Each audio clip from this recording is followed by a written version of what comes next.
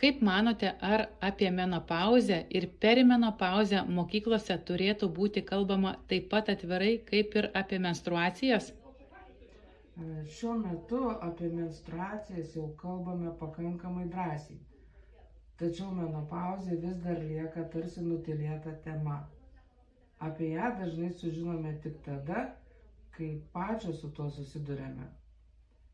Jeigu apie perimenopauzę ir menopauzę būtų kalbama anksčiau, atsirastų daugiau supratimo ir mažiau baimės.